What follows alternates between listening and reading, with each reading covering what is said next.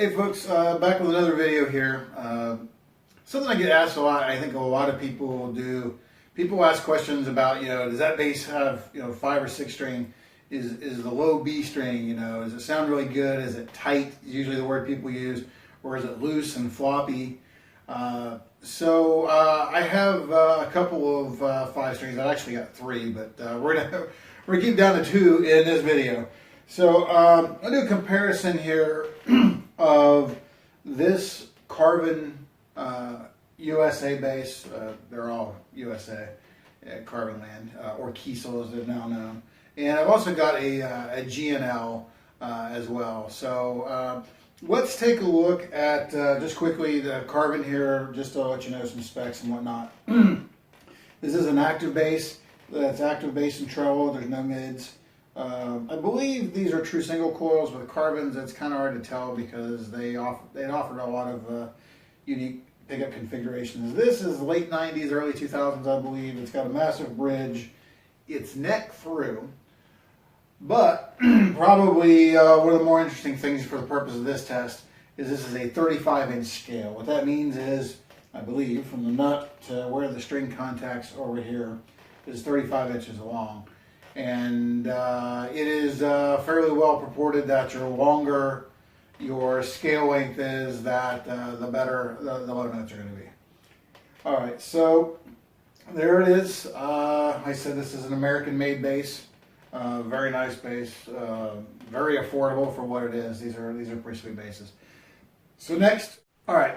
So the bass we'll compare against is a 5-string G&L Tribute series. L2500. So this is also an active bass. It has active bass and treble on the preamp. It also features a massive bridge. Here we're humbuckers. It's a bolt-on neck. And this is a 34-inch scale. So we'll have a kind of good comparison between the two. Again, this is a Tribute, which is an import series. I can tell you G&L's Tribute line, especially the early ones like this is one of the first. You can tell because it says Tribute in big letters and G&L in small. These are pretty close to the American basses, and to be honest with you, I've owned some American G&Ls, and the biggest differences are heavier, but the preamp seems to have just a little more oomph on those. But anyhow, we'll compare these two basses. And, I'm not going to sit here and I could just play the low B. Okay, there you go. That's what it is. I will do that just so you have a reference for, just that solitary low B note. But what I'll do is I will play just a variety of things that try to focus on there.